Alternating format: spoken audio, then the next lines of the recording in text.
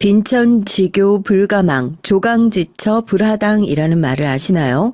과거 후한의 시조 광무제 때 송홍이란 대신이 황제에게 한 말로 가난하고 천할 때 사귄 친구는 잊어서는 안 되며 어려울 때 고락을 함께한 아내는 집에서 내쫓으면 안 된다는 말이라고 합니다. 전 이 말을 어렸을 때부터 저희 아빠에게 귀에서 피가 나도록 들으면서 자라왔어요. 남의 경사에는 못 가는 일이 있더라도 애사엔 빈주머니로 가는 안이 있더라도 옆에 가서 함께 가서 울어주라고요. 그게 평생 함께 가는 인연이라고 말입니다. 내가 풍요로울 때야 내 곁에 사람들이 꼬이는 것이 당연하지만 힘들고 어려울 때 옆에 있기는 쉬운 일이 아니라고요. 그만큼 귀한 인연이니 절대 놓치지 말고 붙들어 두어야 한단 말이겠죠. 전 요즘 아빠가 해주신 이 말씀 한 귀로 듣고 한 귀로 흘렸던 이 격언이 아주 가슴 깊이 새겨지는 나날들을 보내고 있습니다. 제가 이번에 겪은 이 사연에서 누군가는 이 가난하고 천할 때 사귄 친구에게 도움을 받고 어려움과 고락에 처한 아내인 전 집에서 내쫓기게 됐으니까 말입니다. 격언이 괜히 격언이 아니구나 싶더라고요. 그래서 인생에서 가장 힘든 순간이 찾아왔기에 함께 할 수 없는 얄팍한 인연을 걸러낼 수 있었으니 힘들 때 함께한 가족들을 더 소중히 여겨야겠다는 생각이 다시 한번 듭니다. 한자를 알아듣지도 못하는 딸에게 논어며 맹자며 옛 성현들의 가르침을 귀에 피가 나도록 가르친 저희 아빠의 직업, 교수시냐고요? 아니요. 노가다판에서 벽돌 나르시던 노가다꾼이었습니다. 공부라면 평생에 한이 맺혀 계신 분이었죠. 아빠 손을 만져보면 이게 손바닥인지 벽돌인지 구분이 안 될 정도로 딱딱하고 거칠거칠한 것이 그동안 아빠가 얼마나 힘든 인생을 살아왔는지 어렴풋이 가늠을 해볼 수 있을 정도죠. 제가 태어나기 직전까지 아빠는 이렇게 벽돌만 나르고 시멘트만 나르다가 나이도 40이 되기 전에 온몸에 연골이 다 나가서 죽겠구나 싶을 정도로 몸이 부서져라 일을 하셨다고 합니다. 국민학교밖에 졸업하지 못하셨고 시골에서 막 올라와서 아빠를 써주는 곳이라곤 그런 위험천만한 노가다판밖에 없었으니까요. 엄마를 만나고 엄마가 뱃속에 절 품기 전에 제 위에 언니가 한 명 있었대요. 3개월도 되지 않아 세상에 나오지도 못한 아이를 하늘나라로 떠나보내고 그 전날까지 엄마가 먹고 싶다고 했었던 갯찜 하나를 제대로 사주지 못했던 게 너무나 한이 돼서 그때 결심을 하셨대요. 아, 이대로 살면 안 되겠다. 돈을 많이 벌어야겠구나 하고요. 그때 저희 아빠랑 노가다판에서 같이 일을 하셨던 동료 두 분과 함께 지금의 회사 전신을 차리게 되신 거고요. 아빠, 지금 회사 차린 얘기만 몇 번째야? 내가 나중에 아빠 자서전도 대신 집필할 수 있겠어. 이 다음에 그 얘기하려고 그러지? 중간에 회사가 망할 뻔했는데 너희 엄마가 너 임신한 몸으로 나가가지고 아르바이트를 하면서 공장을 먹여 살렸다고. 그래 임마, 빈천지교 불가망, 조강지처 불하당. 가난하고 천할 때 사귄 친구는 잊어선 안 되며 어렸을 때 고락을 함께한 아내는 집에서 내쫓으면 안 된다. 외웠어. 그래서 엄마가 지금까지 집에서 손 하나 까딱 안 하면서 지내고 있는 거 아니야. 나도 나중에 남편이랑 결혼하면 까딱 망할 뻔했을 때 아르바이트로 집안 일으켜 세우던가 해야지. 엄마는 그때 공덕으로 지금까지 전업주부 하시면서 편하게 지내시는데 왜 딸인 난 이렇게 산업전선에서 고생을 시키냐 이거야.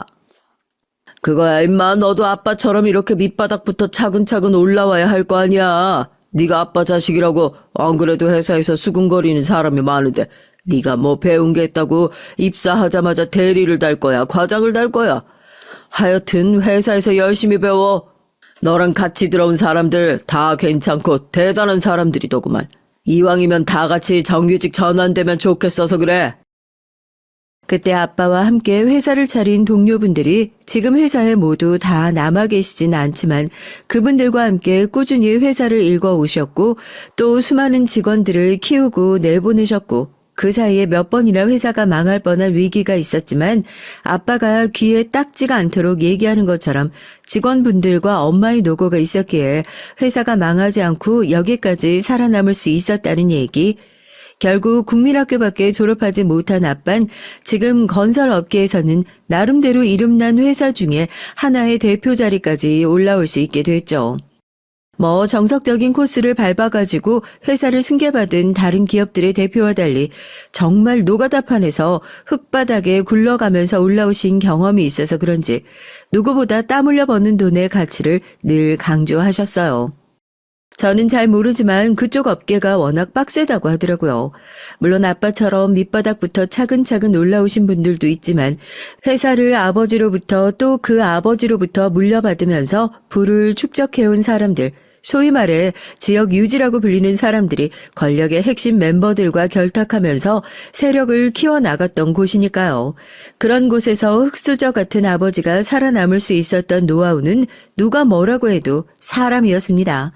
어떻게 보면 핵심 멤버라고 할 수 있는 사람들이 지금 아빠 회사에 단 한 명도 남아있지 않은 이유는 기를 쓰고 아빠가 졸업을 시켰기 때문이거든요. 아빠 회사가 있고 제가 지금 살고 있는 곳이 좀 시골이에요. 땅값도 싸고 나름대로 여기서 털을 잘 잡아왔기 때문에 이제 아빠는 회사를 옮기는 것 자체가 힘들지만 여기서 일을 했던 사람들은 여기서 쌓아왔던 능력과 노하우로 이직을 하거나 회사를 차렸으면 좋겠다 싶어서 회사에 좀 오래 남아있다 싶으면 너도 네 회사 차려서 나가야지 않겠냐면서 그렇게 등을 떠밀었다고 하더라고요. 아빠랑 같이 일을 하는 것이 좋아서 여기 남아서 회사에 보탬이 되겠다는 사람한테도 내가 창업을 하는데 보탬이 좀 될 테니까 나가서 더 큰 물에서 놀라면서 그렇게 내보낸 사람들이 지금은 서울이며 경기며 심지어는 해외에 나가서까지 회사를 차리고 자기 일을 하고 계시고 있고요. 아직도 매년 명절이며 스승의 날이 되면 여기저기서 들어온 선물 상자들 때문에 저희 집이 정신이 없을 정도예요. 저희 아빠가 잊지 못할 인생의 소중한 은사님이라나 뭐라나요. 아빠가 그렇게 한 명이라도 더 가르치고 내보내려고 하는 이유는 아마 아빠 학벌이 낮고 거기에 대한 콤플렉스가 있어서도 더 그랬던 것 같아요. 사실 회사 처음 차릴 때까지만 하더라도 저희 아빠 알파벳도 못 읽을 정도였거든요. 국민학교 졸업에다가 생활에 필요한 것들은 일을 하면서 배워왔으니 생계를 책임지고 회사를 꾸리고 하느라 바빠서 공부할 시간도 없었던 거죠. 그러다 보니 회사에서 같이 일하는 직원들이 학비가 모자라서 공부를 못한다, 중간에 학업을 포기한다 이런 소리가 들리면 두 팔을 걷어붙이고 나서서 공부를 시키고 저희 아빠 회사에 아직도 직원들이 대학원을 간다 하면 대학원을 졸업할 때까지 대학원 비용을 전부 지원해주는 제도가 있을 정도니까 말 다 했죠. 그런 아빠의 헬리콥터 기질은 아빠의 하나밖에 없는 딸인 저도 피해갈 수 없었습니다. 공부면 공부, 아르바이트면 아르바이트. 제가 학교 다닐 때요. 이게 좀 슬프고 웃긴 얘기긴 한데요. 제 친구들이 나중에 해준 얘긴데 저희 집이 엄청 가난한 줄 알았다잖아요. 가방도 떨어질 때까지 쓰고 용돈도 다른 애들에 비해서 적으니까 항상 아껴 쓰고 그 적은 용돈도 가계부까지 써가면서 쪼개고 쪼개면서 쓰고 그런데 졸업하고 나서 몇 년 후에 학교 앞에 제 이름으로 동문회에 장학금을 기부한다는 현수막에 걸려있는 걸 보고 다들 뜨악하면서 연락이 온 거예요. 네가 무슨 TV에 나오는 폐지 줍는 할머니냐고요. 그렇게 한 푼 두 푼 모아가지고 장학 기부한 거 아니냐고 하면서요. 나중에 친한 친구들 몇 명에게만 사실 저희 아빠가 땡땡 기업 대표님이다 하고 밝혔을 때 진짜로 믿는 친구들이 한 명도 없었다니까요. 뻥도 정도껏 치라면서요. 그 정도로 여유롭지만 여유로운 티를 내면서 살아오지 않았어요. 그런 짜잘하고 쓸데없는 절대 돈을 쓰지 않더라도 나중에 꼭 돈을 써야 할 곳이 있으면 아끼지 말고 큼직하게 써라. 아직도 그래서 매해 졸업한 모교에 장학금 명목으로 기부를 진행하고 있습니다. 이런 것들을 사연 쓸 때 자랑하지 언제 자랑하냐 싶어서 넌지시 끼워봅니다. 몸이 편해지면 마음이 해이해지는 법이라고 그게 저희 아빠의 인생 철학이거든요. 대학 다니면서도 안 해본 아르바이트가 없을 것 같아요. 학교를 다니면서 남는 시간을 쪼개가면서 동해 번쩍 서해 번쩍 나타나서 일을 하는 저를 보고 친구들이 혀를 내둘렀죠. 넌 하루를 48시간으로 사냐고요. 대체 이렇게 공부를 하고 일하면 잠은 언제 자냐는 거냐면서요. 다른 금수저들 보면 대학도 대충 다니고 유학 간다는 핑계로 해외에 나가서 거의 놀다 들어오고 하는데 왜 저만 이렇게 아등바등 사냐고. 그러니까 금수저 설이 뻥 아니냐는 소문이 돌고 그러는 거죠. 넌 어차피 졸업하고 나면 너희 아빠 회사 들어가는 거 아니었어? 아니 뭐 아빠 몰래 빚이라도 진 거야? 무슨 아르바이트로 그렇게 열심히 하냐? 그러지 말고 놀러 가자, 응? 너 혹시 우리 아빠 만나게 되면 우리 아빠 앞에서 절대 그 얘기하지 말아라. 한 3시간짜리 설교감이니까. 우리 집에선 일하지 않는 자 먹지도 말아라 모두야. 학비도 내가 직접 벌어가지고 다니는 거 아니면 대졸로 살 생각 꿈도 꾸지 말라신다. 아빠 회사 뭐 아무나 들어가는 동네 구멍가게냐고. 회사 들어오고 싶으면 성적도 제대로 맞아가지고 다른 사람들이랑 제대로 경쟁하라고 하시잖아. 난 솔직히 얘기해서 우리 아빠 회사 입사 지원서 넣는 게 제일 싫어. 다른 회사 쓰고 싶은데 경쟁 업체 써봐. 우리 아빠 또 난리 난다. 그런 성격의 아빠인데 딸이 낙하산으로 들어가는 꼴을 봐주실 리가 있겠어요. 입사 지원에 성적 제한은 없지 않냐고 아무리 우겨봐도 딸내미 전영은 성적 제한이 있다면서 대학교 성적 제대로 안 맞으면 아빠 회사에 입사 지원서 넣을 생각 꿈도 꾸지 말라고. 그러면서 또 다른 회사 들어갈 생각은 또 그것도 꿈도 꾸지 말라고. 아니 그러면 아빠는 뭐 자기 딸이 꿈도 꾸지 말고 살았으면 좋겠다는 거냐고. 투정을 부리긴 했지만 사실 누구보다 아빠 회사를 들어가기 위해서 혈안이 되어 있었던 건 저였어요. 그렇게 성실하고 열심히 살아왔던 아빠를 존경하지 않을 사람이 누가 있겠습니까? 제가 우스갯소리로 하는 얘기지만 나중에 아빠 돌아가시고 나면 아빠 자서전, 아니 위인전은 내가 집필하겠다고 할 정도로 저한테는 가장 존경하는 인물 중 한 사람이니까요. 그런 아빠 밑에서 아빠 딸이 아닌 직원으로서 일을 배우고 싶다는 생각으로 다른 생각 안 하고 성실하게 살았어요. 은근히 또 뿌듯해하면서 밖에 나가선 딸 자랑 엄청 하신다고 그러시더라고요. 그렇게 힘들게 들어간 회사에서 이제 또 정규직 전환을 위해서 다른 인턴들이랑 공정하게 사실은 저한테만 더 엄격한 기준이 적용되는 것 같지만 경쟁을 했고 당당하게 정규직 전환으로 아빠에게 큰 소리를 칠 수 있게 됐습니다. 어떻게 보면 아빠의 입맛에 딱 맞춘 완벽한 딸내미의 인생을 살아가고 있었던 것이었죠. 아빠가 살아가면서 가장 실패 없이 완벽하게 성공한 프로젝트 중 하나가 자식을 길러낸 일이라고 당당하게 얘기할 정도로 전 저희 아빠의 집안의 자랑이었습니다. 사실 낙하산 소리를 듣는 걸 누구보다 싫어했던 건 아빠가 아닌 저였으니까요. 괜히 아빠 얼굴에 먹칠을 하기 싫어서라도 남들보다 3배, 4배 열심히 노력하는 모습을 보여주면서 같이 일하는 사람들도 인정하는 눈치였죠.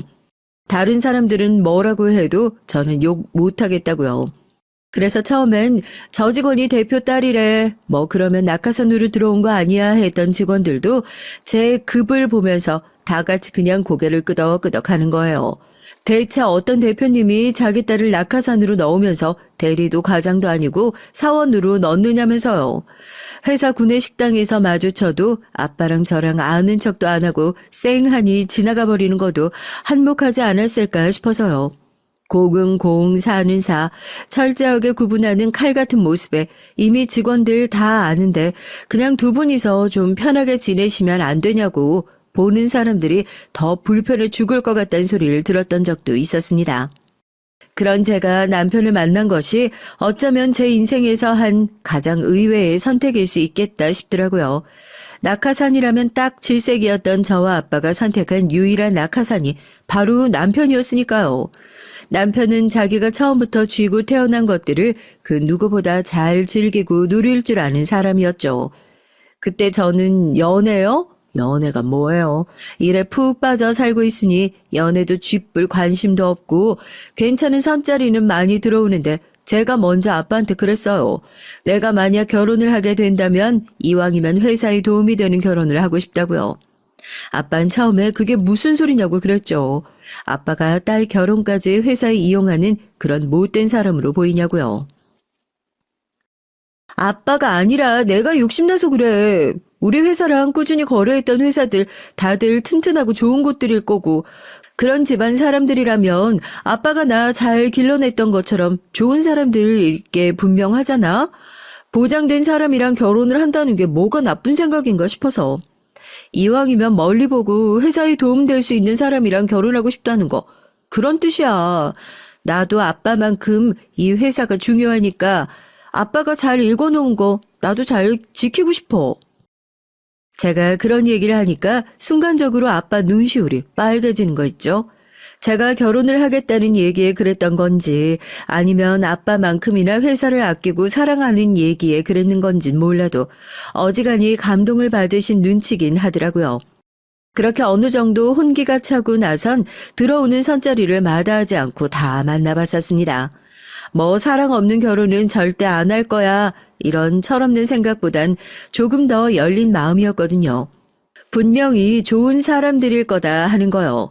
솔직히 그중에서 남편 회사에 가장 도움이 될 것 같은 사람이면서도 저랑 제일 안 맞을 것 같다 하는 사람이었어요.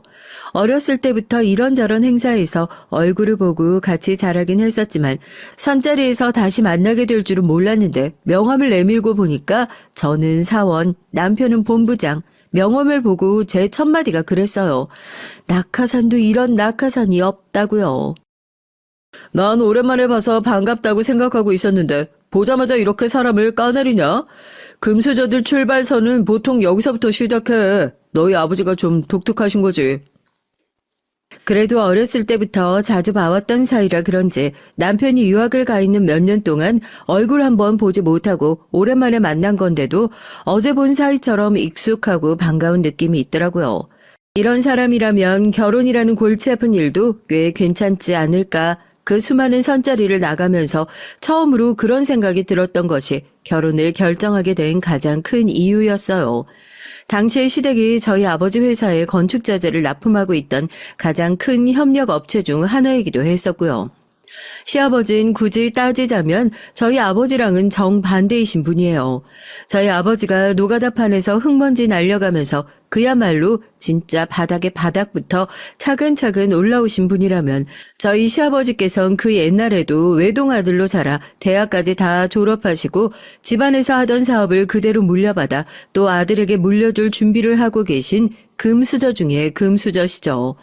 그래서 그런지 남편과 제가 결혼할 당시에 주변 분들도 어떻게 이렇게 완전히 다른 인생을 살아온 두 집안이 결혼으로 묶일 수가 있냐면서 신기해하는 눈치기도 했고요.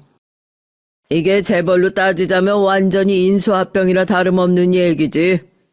두 사람이 결혼까지 했으니까 앞으로 같이 할 수 있는 일들도 많아지겠어. 회사도 엄청 바빠지겠고.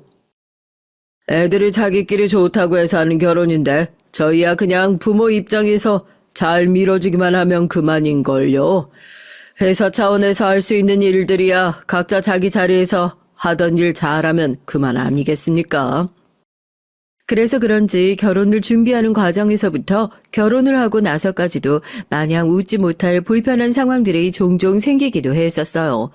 물론 아빠도 그렇고 저도 그렇고 나중에 회사를 생각했을 때 남편과의 결혼이 큰 힘이 될 것이라는 생각이 있긴 했었지만 그걸 그렇게 대놓고 드러내는 성격은 아니었거든요.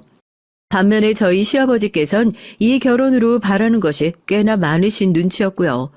시아버지께서 지금 하고 계시는 회사의 규모를 훌쩍 성장시키는 것을 바라시는 것 같기도 했습니다. 너희 결혼식 할 때 주례사 누구한테 맡길 생각이냐? 내가 지난번에 국회의원이랑 안 그래도 저녁 식사를 한번 같이 했던 적이 있는데 아들이 결혼을 한다니까 자기도 뭔가 하나 해야 하지 않겠냐고 하더라고. 애들 주례사는 그쪽에 맡기는 게 어떻겠습니까? 아무래도 국회의원 줄이라도 하나 잡아놔야 나중에 회사 운영하는 데 도움도 될 거고. 국회의원이랑 애들이랑 무슨 연고가 있다고요? 이미 주례사는 저희 딸 은사님이 해주시기로 얘기가 되어 있는 상황이고 지금도 잘 굴러가고 있는데 굳이 정치권이랑 얽혀서 불편한 상황 만들고 싶지도 않고요. 뭐 나중에 따로 식사 대접은 제가 하겠습니다.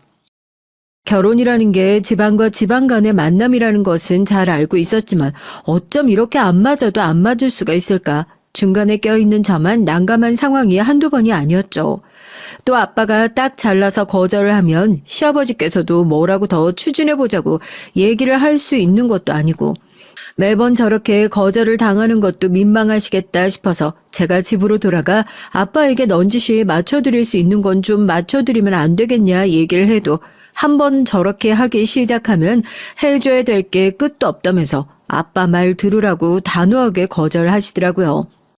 그런데 은근히 자존심 상하시는 게 뻔히 보여서 저 역시도 마음이 편치만은 않았죠. 결국 시아버지가 요구했던 주례사며 축사며 화한들이며 결혼식에 있었던 불필요한 허례허식들이 아버지의 묵살에 의해서 많이 제외가 됐고 그렇게 아빠의 바람대로 소소하고 적당선에서 결혼식이 어찌저찌 잘 마무리되긴 했습니다. 시아버지께서 한 번도 저희 아빠 앞에서 대놓고 티를 내신 적이 없어서 어느 정도 다 수긍을 하고는 계시는구나 싶었는데 결혼식이 끝나고 인사를 드리러 시댁에 가니 술을 어느 정도 드신 시아버지께서 한마디를 하시더라고요.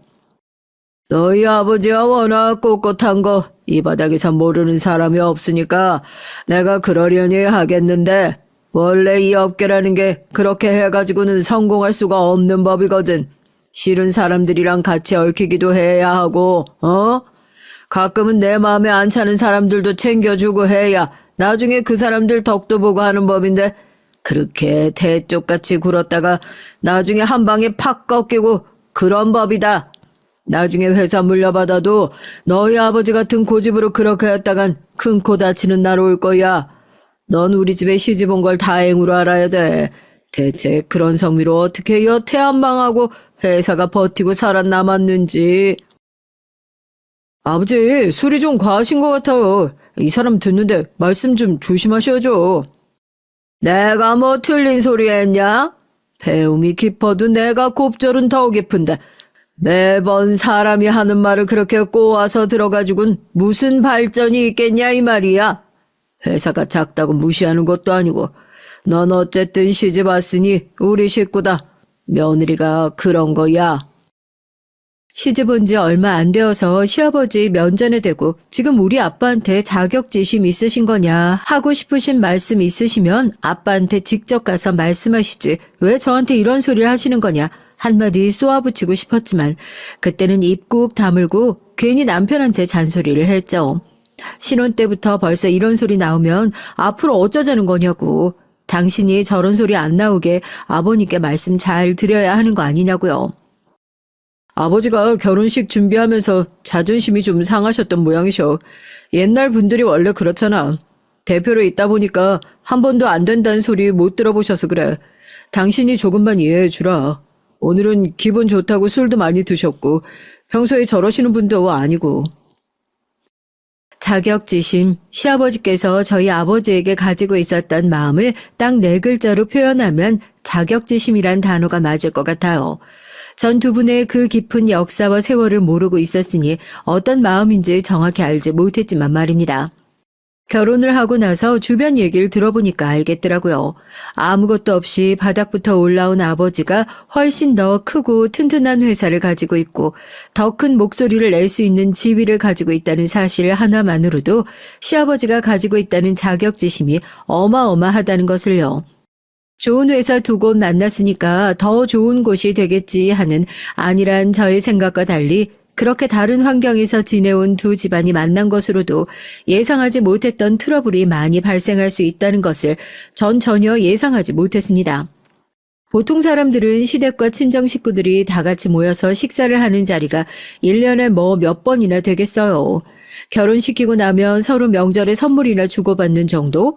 결혼한 두 사람이 친정과 시댁을 왔다 갔다 하는 정도가 되겠지만 저희는 가운데 일이라는 것이 엮여있다 보니 자연스럽게 아빠와 시아버지 모두 모시고 온 가족이 만나게 되는 자리가 자연스럽게 자주 생기더라고요.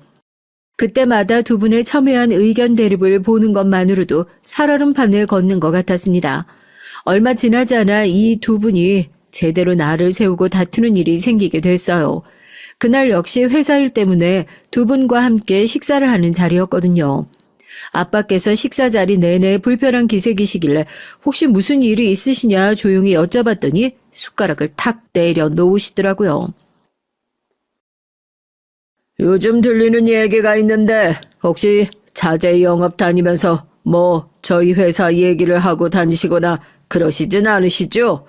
다른 현역 업체에서 왜 이쪽 업체만 챙기고 드냐 이런 얘기가 너무 많이 들려서 아무래도 영업부 쪽에 신경을 좀 쓰셔야겠습니다. 사돈, 그렇게 말씀하시면 저도 섭하지요. 다른 사이도 아니고 사돈 사이인데 말씀하시는 것만 들으면 저희가 회사 이름 팔아가지고 자재 영업 다니는 줄 알겠습니다. 그냥 저희가 이쪽에서 되는 만큼만 그쪽에서도 챙겨달라. 그게 뭐 어려운 얘기라고. 다른 사람도 아니고 한 식구인데 그 정도 챙겨주시는 게 뭐가 그렇게 어렵다고요. 식구 챙기는 거야 어렵지 않아도 공과 사는 구분해야죠. 한 번은 말씀드리려 했는데 아무리 저희가 결혼을 하고 다른 회사에서도 저희가 사돈 지간인 걸 다 알고는 있어도 공적인 자리에서 호칭은 좀 조심해 주셨으면 좋겠습니다. 아무 말도 안 하고 식탁 위에 주먹이 하얘질 정도로 꽉 쥐고 있던 시아버지께서 먼저 일어나겠다면서 자리를 박차고 일어나셨고 뒤이어 남편이 그런 시아버지를 뒤따라 나갔습니다. 아버지께 무슨 일이냐고 여쭤보니 그동안 시아버지께서 저희 회사 이름을 팔아가면서 다른 회사들에게 저희 회사에 납품하고 있는 자재 수량을 뻥튀기 하고 우리 쪽에서 이만큼 챙겨주고 있으니 그쪽에서도 이만큼 챙겨줘야 하지 않냐. 자기가 어디랑 사돈지간인지 알고 있지 않냐 하는 식으로 얘기를 하고 다니셨다고 하더라고요. 그뿐만이게요.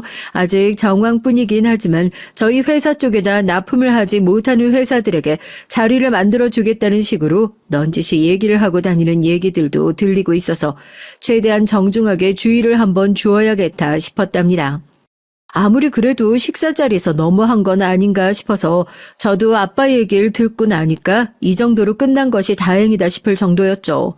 저도 집에 돌아가면 남편한테 다시 한번 주의를 줄 테니까 아빠도 너무 걱정하지 말라고 그렇게 안심시키고 자리를 파했습니다. 장인어른은 듣는 귀도 많은 자리에서 꼭 그렇게 우리 아버지 망신을 주셔야 속이 시원하시대? 그게 뭐 그렇게 어려운 일이라고. 같은 식구 됐으니까 그 정도 챙겨주시는 거 어려운 일도 아니잖아. 당신도 거기서 장인어른 좀 말려주지. 거기서 괜히 우리 아버지만 우스운 꼴 됐잖아. 나가고 나서 쪽팔린다고 난리를 치는 거 말리느라고 얼마나 고생한 줄 알아? 뭐? 지금 화낼 사람이 누군데 그래? 도움받고 싶으면 회사에 정식으로 절차 밟아서 도와달라고 하든지 결혼했다고 내 회사가 네 회사 되고 네 회사가 내 회사 되고 그래? 회사 이름 팔아가지고 다리 놔준다고 그렇게 말씀하시고 다닌다면서. 우리 아빠가 그 정도로 정중하게 얘기하고 끝낸 걸 다행인 줄 알아야지. 당신 지금 나한테 사과해야 맞는 거라고는 생각 안 해? 집에 돌아오니 남편은 오히려 저희 아버지를 원망하는 듯한 얘기를 하면서 왜 그 자리에서 제가 아버지를 말리지 않았는지 타박을 하더라고요. 저도 기가 막혀서 뭐가 그렇게 떳떳하고 당당하길래 회사 통해서 얘기를 못하고 뒤에서 우리 회사 이름 팔아가지고 다른 회사들한테 자리 만들어주겠다고 하고 돌아다니냐 따져 물었습니다.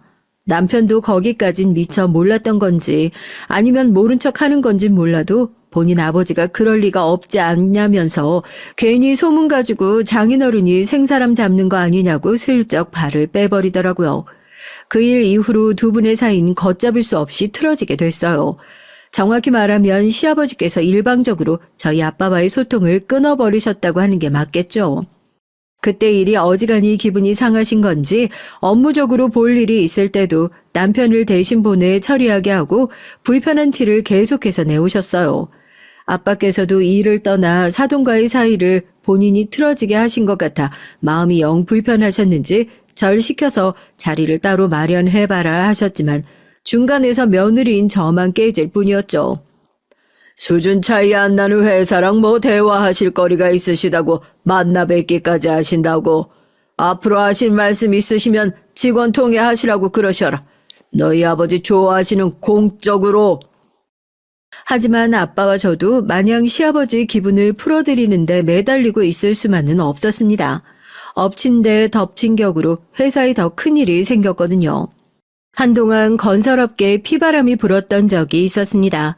큰 건설업체들이 연거푸 줄도산을 하게 되고 저희같이 하청을 받는 업체들은 대금을 받지 못해 그야말로 온 회사에 비상이 걸린 상황이었죠. 일단 당장 직원들에게 나가야 하는 인건비며 결제 대금을 해결하기 위해 밤 늦게까지 일을 하는데도 해결해야 하는 것들이 줄줄이 밀려오는 통에 이걸 어디서부터 손을 대야 할지 감도 안 오는 상황이었죠. 그동안 한 번도 이렇게 회사가 크게 휘청였던 적이 없었는데 매일같이 거래했던 회사들이 도산을 했다는 소식이 들려오니까 이러다가 우리 회사도 잘못되는 것이 아닐까 싶어서 직원들 사이에서 분위기도 흉흉하고 좋지 않았어요. 그러던 중에 시아버지께서 먼저 연락을 주시더라고요. 솔직히 좀 반갑기까지 했습니다. 그동안 아빠와 날카로운 대립각을 세우고 계시긴 했었지만 이런 상황에서 시아버지가 나서주시면 상황을 좀 더 쉽게 해결할 수 있지 않을까 싶었거든요. 상황이 지금 어떻게 돌아가고 있는 거냐? 지금 얘기 들어보니까 부도 얘기가 나오고 있는 것 같던데 뭐가 얼마나 어렵게 돌아가고 있는 거야? 우선 당장 급한 거래 대금은 해결한 상황인데 앞으로 해결해야 할 것들도 많이 남아 있어서요. 저희도 이걸 어떻게 해결해야 할지 알아보고 있는 중인데 지금 아버지께서도 아시는 것처럼 다들 상황이 많이 어렵다 보니까 쉽게 도와주겠다고 나서는 곳이 없어서요. 혹시 아버님께서 나서 주실 수 없으실까요? 아버지께서 정말 힘들게 세우신 회사예요. 이렇게 부도 나서 없어지는 건 말도 안 돼요. 딸린 식구가 몇인데요. 이번 고비만 잘 넘어가고 나면 어떻게든 다시 일어설 수 있을 것 같아요. 아버님께서 주변에 아시는 의원님들이나 투자처라도 좀 알아봐 주시면 어떻게든. 그래도 시아버지께선 저희 아버지와 달리 마당발처럼 여기저기 알고 계신 분들도 많고 늘 그런 것들을 과시하셨던 분들이니까 이럴 때 도움이 될 만한 분들을 알고 있지 않을까 하고 지푸라기라도 잡아보는 심정으로 고개를 푹 숙이고 부탁을 드렸습니다. 한참을 말이 없던 시아버지께서 웃으시더라고요. 처음에 잘못 들은 줄 알고 귀를 의심하고 고개를 번쩍 들었습니다. 시아버지께서 무슨 웃겨 죽겠다는 표정으로 제가 고개 숙인 모습을 보고 웃고 계시더라고요. 공이며 사며 그렇게 구분할 때는 언제고 막상 회사 부도나게 생겼으니까 왜 이제야 빌빌거리는 것 같은 네 시아버지라도 붙잡고 죽는 소리라도 해보고 싶어지냐? 내가 너한테 악감정이 있어서가 아니라 네 아버지가 꼴 보기 싫어서 그런다. 배운 것도 없고 아는 것도 없는 주제에 어쩌다가 운이 좋아가지고 그렇게 회사 하나 성공시켜가지고는 회장 직함 좀 달고 있으니까 자기가 뭐라도 되는 것 같았나 보지? 그렇게 사람 무시할 땐 언제고 이제는 딸 팔아가지고 뭐 동냥이라도 해보려고? 너희 아버지가 와서 내 앞에 무릎 꿇고 도와주십시오 부탁하면 내 그때는 한번 생각을 해보마. 너무 수치스러워서 얼굴이 새빨갛게 달아올랐어요. 그동안 시아버지께서 저희 아버지에게 말도 안 되는 자격지심을 품고 있었다는 사실은 알고 있었지만 그걸 실제로 보게 되니 얼마나 추접스러운지요. 회사가 건재할 땐 저희 집이 무슨 소리를 하더라도 찍소리 한마디 못하던 시아버지께서 이제 와서 그 더러운 속내를 드러내는 모습을 보고 그대로 자리를 박차고 일어났습니다. 저를 붙잡으려고 남편이 따라 나왔고 전 울면서 남편의 뺨을 그대로 올려 붙였어요. 야, 너도 똑같아. 뭐? 우리 아버지 자존심이 어쩌고 어째? 우리 집이 지금 당장 어려워서 내가 밤에 잠도 못 자는 거 뻔히 알면서 그 회사가 우리 아버지한테 어떤 회사인지 우리 집한테 어떤 곳인지 뻔히 알면서 내가 아버님한테 그런 소리 듣는데 너 옆에서 찍소리 하나 안 하더라? 이게 부부니? 이게 가족이야? 니네 식구들은 결혼하고 우리 집을 니네 집 발 밑에 두고 싶어서 결혼한 거야? 아직 부도가 난 것도 아니잖아. 그리고 진짜 어렵게 생겼으면 막말로 장인어른이 직접 오셔서 부탁을 하시는 거 그건 뭐 그렇게 어려운 거라고 그래. 자존심이 밥 먹여줘. 뺨을 한 대 더 올려붙이려고 하자 잔뜩 쫄아 얼굴을 찡그리는 남편을 놔두고 집으로 돌아왔어요. 그리고 마구잡이로 짐을 챙기고 호텔방을 잡아 들어갔습니다. 차마 친정에는 가지 못하겠더라고요. 시댁에서 이런 허접 쓰레기 같은 소리를 들었다는 얘기를 하기도 쪽팔리고 아빠한테 이런 말을 전하기도 싫고요. 당장 회사는 또 어떻게 될까 걱정스러운 게 산더미 같았는데 또 야박하게도 내일은 찾아왔습니다. 남편에겐 연락 한 통이 없더라고요. 그렇게 저희 회사는 최종적으로 부도 통보 예정을 앞두고 있었어요. 공식적으로 발표가 나지 않았을 뿐이지 이미 직원들에게 희망퇴직 절차를 안내하기 위한 준비를 하고 있는 상황이었습니다. 분명히 그 전날까지만 해도 그랬어요. 부도 통보 예정이 결정되었다는 소식을 듣고 가장 먼저 연락이 왔던 건 다름 아닌 시아버지였습니다. 올게 왔다 싶더라고요. 저도 시아버지에게 그런 소리까지 들었던 마당에 이제 무서울 게 뭐가 있겠어요. 부도 결정 났다며? 이미 소문 쫙 났던데 아주 벌벌 떨면서 도와달라고 하더니 쓸모없게 돼서 어쩌냐. 긴 말할 거 없이 이혼하거라. 그나마 볼 거라고는 돈밖에 없는 집구석이라 사돈 맺어놨는데 이제 그 돈까지 없으니 뭐 더 볼 게 있나?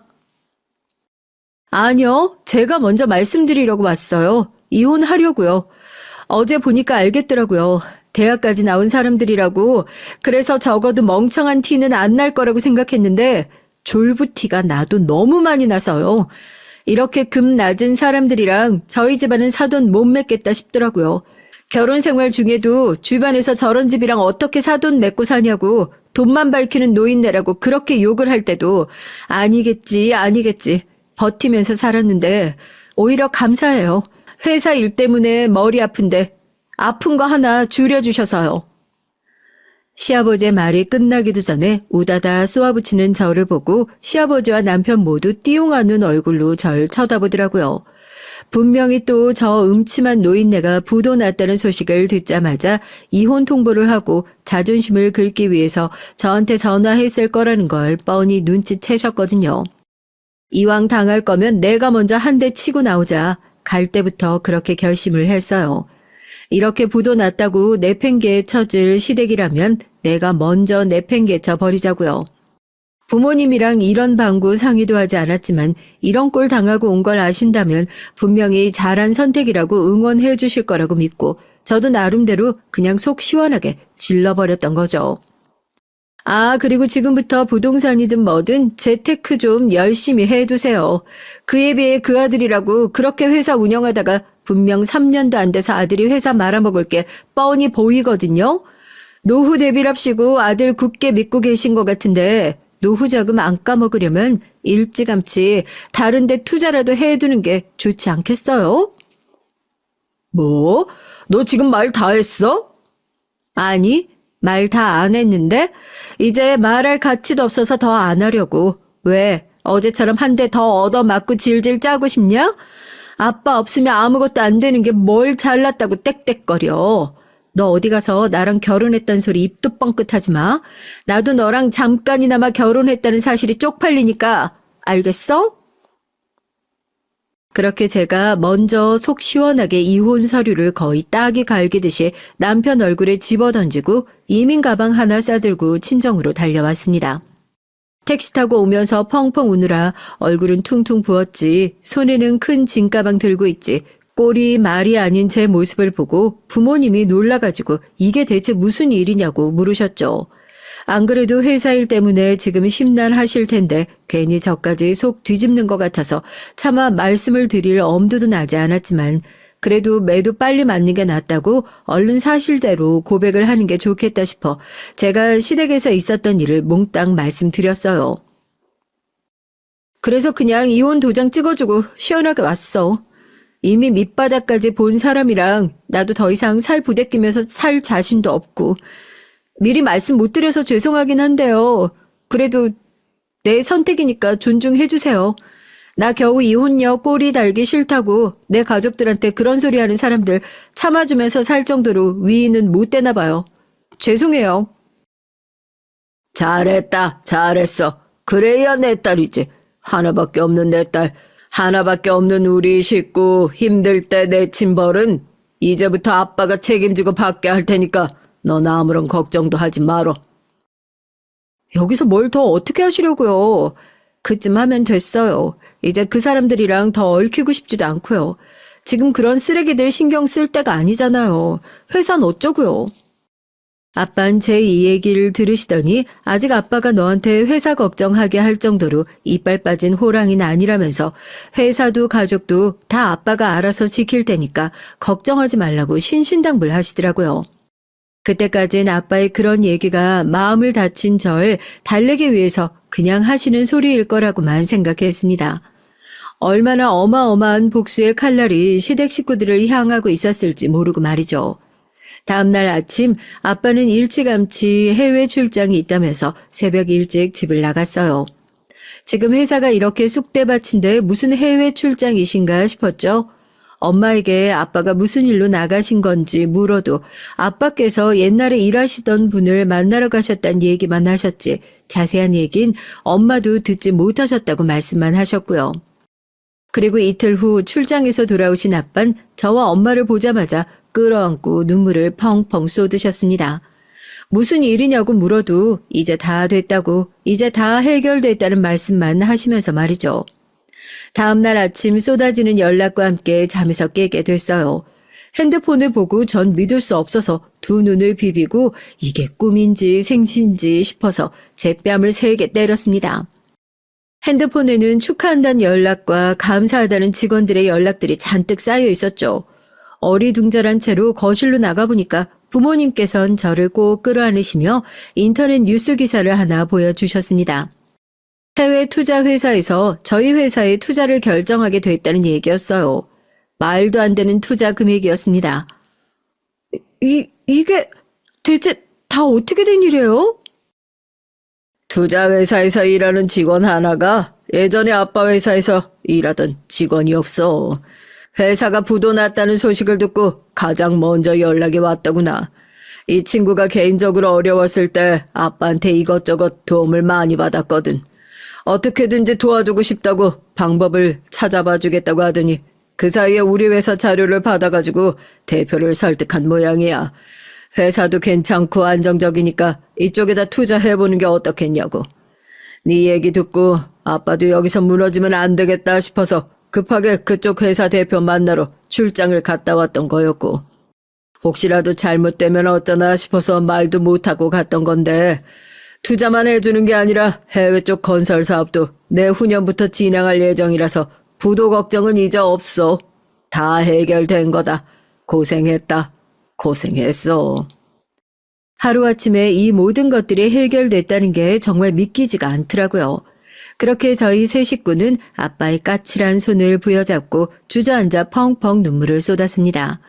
생고생을 하면서 세워왔던 회사, 누구보다 직원들을 지키고 싶어 하셨던 아빠의 노력을 알아주셨던 사람들이 아빠가 어려워졌다는 소식을 듣자마자 두 팔 걷어붙이고 나서서 자기 일처럼 해결을 하기 위해 보이지 않는 곳에서 분주히 움직여 주었다는 얘기를 들으니까 얼마나 감사하던지요.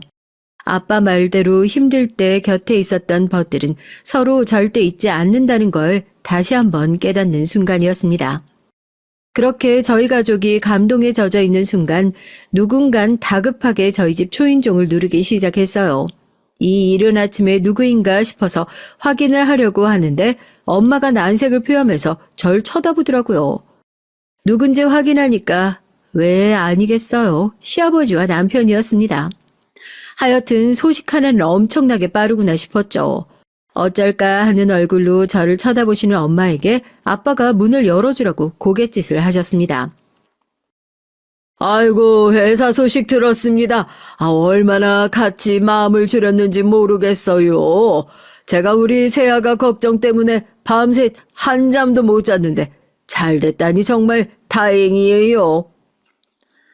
사람이 얼굴에 철판을 깔아야 높은 자리에 올라갈 수 있다고 하더니 거지 같은 집이랑은 사돈 못 맺는다고 목에 핏대 세워가던 양반이 회사 살아났다는 소식 듣자마자 꽁지가 빠져라 뛰어온 거 보니까 급하시긴 많이 급하셨나 봅니다.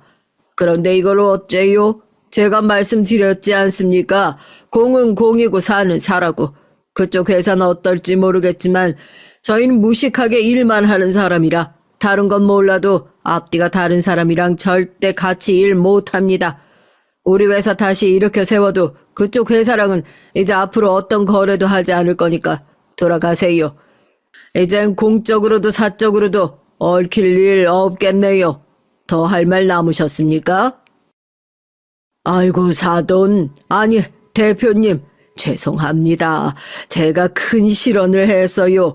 늙은이가 노망이 났다고 생각하시고 한 번만 용서해 주시면 제가 평생 제 실수 잊지 않고 충성을 다해 일하겠습니다. 회사 일은 회사 일대로 생각하셔야죠. 아이, 그게 무슨 말씀이십니까?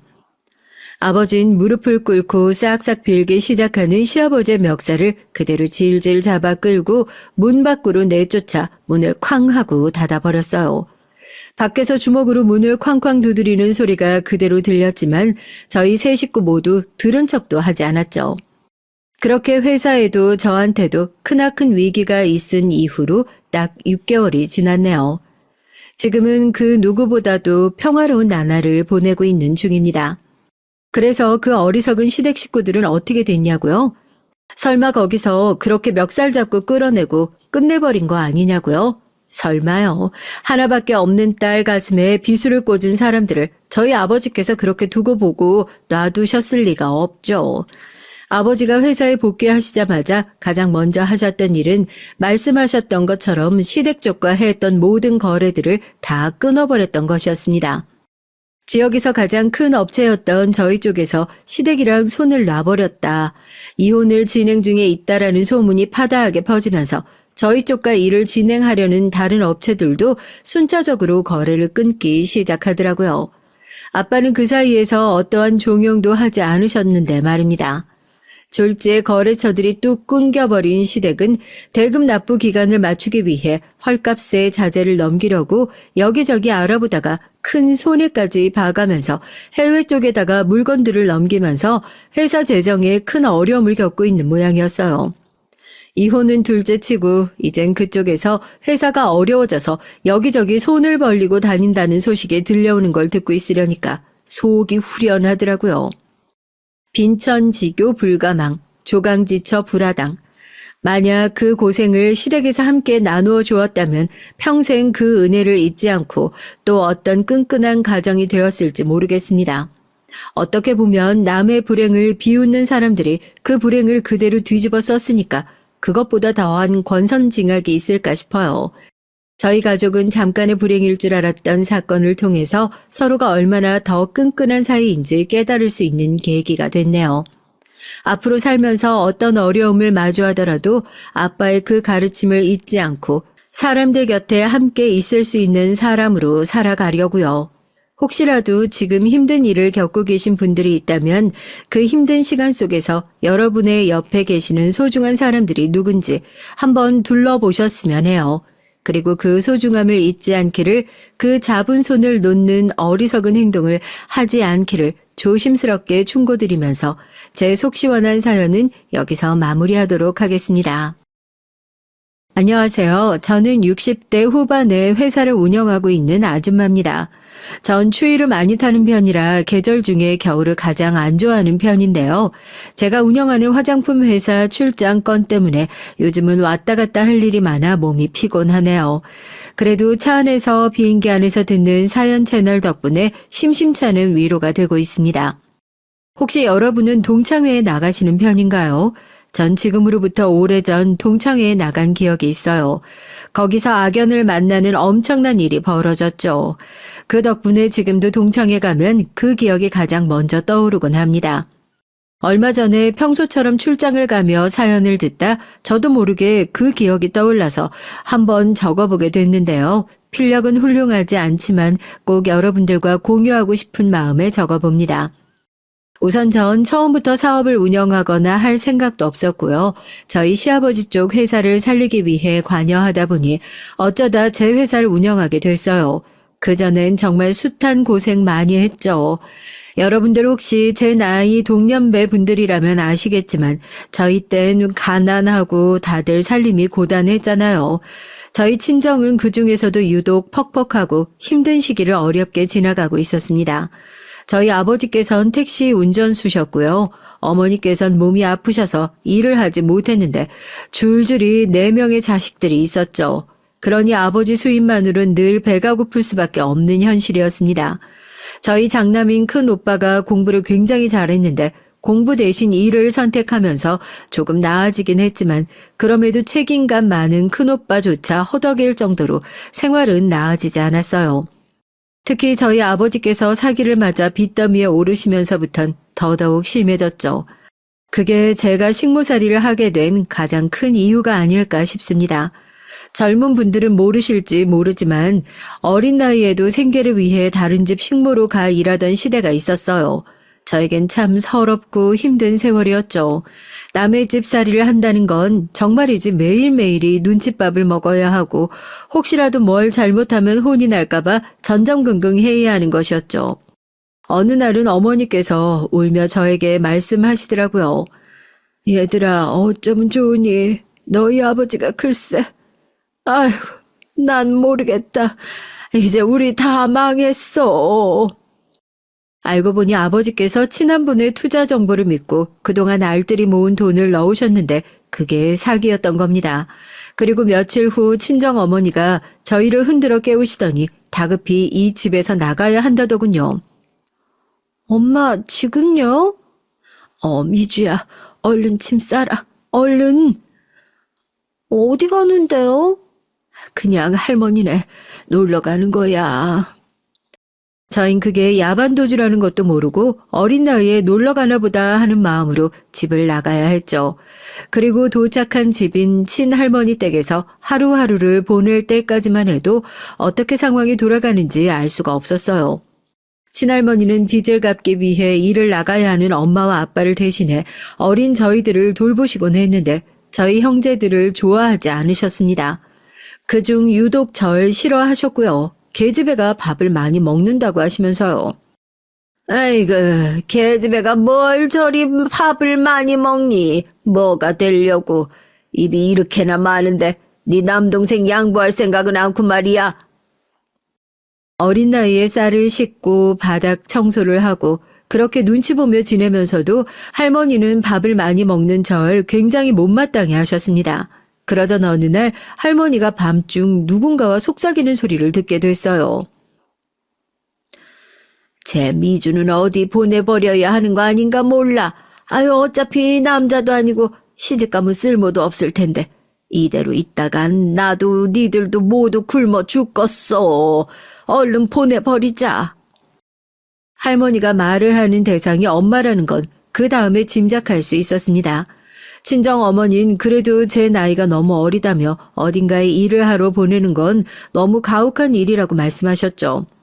허나 할머니는 계속해서 엄마를 설득하고 있었고 엄마 역시 점점 할머니 말에 수긍을 하고 있었어요. 어린 전 도대체 어떻게 된 영문인지 몰라 그저 벌벌 떨며 차디찬 이불 속에서 바싹 몸을 웅크리고 있었죠. 근데 다음날 엄마가 절 조용히 부르시더니 이러시더라고요. 제가 너무나 듣고 싶지 않던 말이었습니다. 미주야, 너 거기 가면 배부르게 먹을 수 있어. 여기랑 다르게 따뜻하게 지낼 수도 있고. 그러니까 서울 가라, 응? 엄마, 나 가기 싫어. 식모살이 하기 싫어. 나 학교 가고 싶어. 꼭 가야 돼? 미주야, 엄마 부탁이야. 여기선 할머니도 엄마도 널 책임질 수가 없어. 전 엄마의 다리를 붙들고 싫다고 계속해서 매달렸지만 엄만 결국 냉정하게 말씀하셨어요. 제가 나가야 집이 살 수 있다면서요. 엄마의 그 말에 전 더 뭐라 대꾸할 수가 없었죠. 눈물이 그렁해선 저를 어떻게든 보내시려는 엄마의 결의가 느껴졌기 때문입니다. 그렇게 전 어린 나이 서울의 어느 집으로 가게 됐고 그곳은 여관 사업을 하는 주인집이었어요.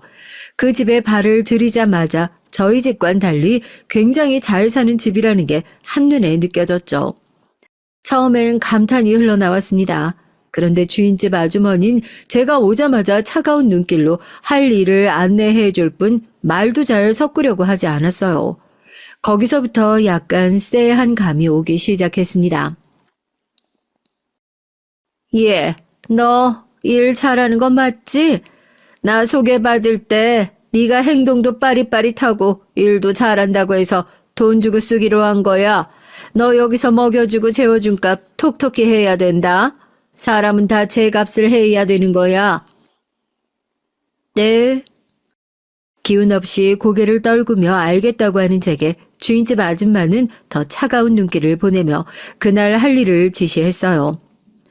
일단 네 그 꼬지란 옷 벗고 깨끗이 씻은 다음에 새 옷으로 갈아입어라.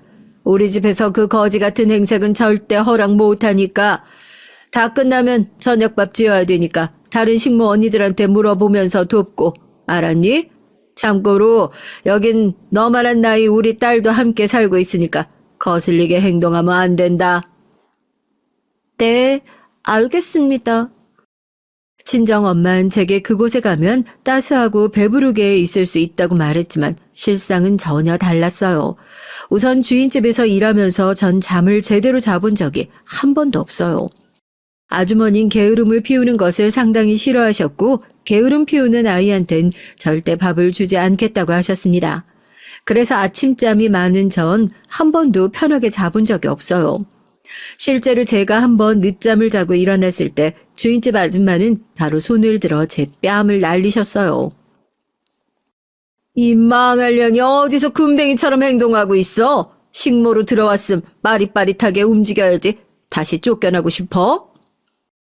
아마 저희 집이 그 주인집에서 조금만 가까웠어도 전 어떻게든 도망을 나왔을 겁니다. 그런데 이미 집에서 너무 멀리 떨어진 곳에 와 있던 이상 전 굶어 죽지 않기 위해서 밥과 김치만이라도 먹게 해주는 것에 감사하며 지내야 했죠. 그 어린 나이 아침에 일어나 연탄불에 밥을 하고 졸린 눈을 비벼가며 다른 식모들과 함께 빨래비누로 옷을 하나하나 빨고 물에 찬 기운 때문에 손끝이 벌게졌는데도 혹여나 깨끗하게 안 빨면 날아올 뺨 세례가 무서워 한겨울에도 정말이지 이를 악물고 빨래를 했던 것 같네요. 정말 지금 생각해도 너무 혹독했어요. 그 집 주인 아줌마가 성격이 보통이 아니었습니다.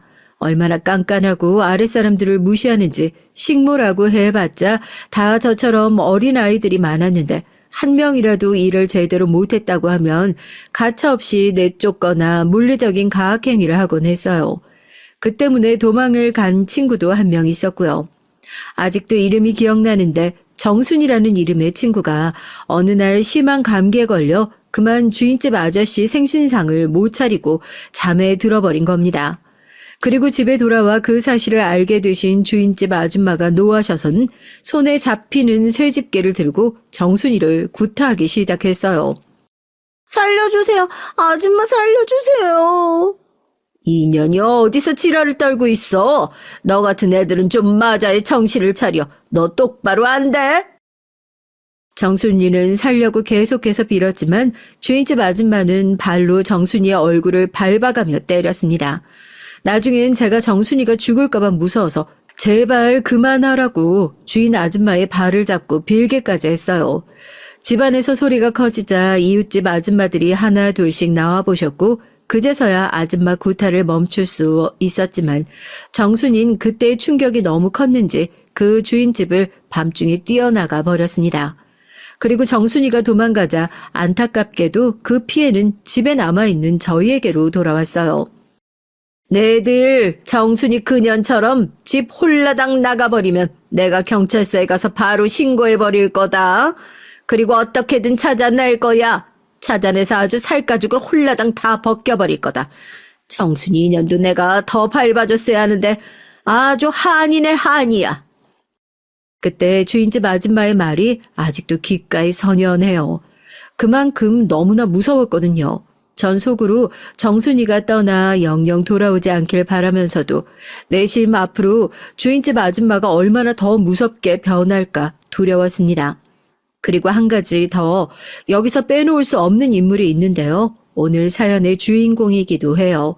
제가 통쾌한 복수를 선물해준 인물이거든요.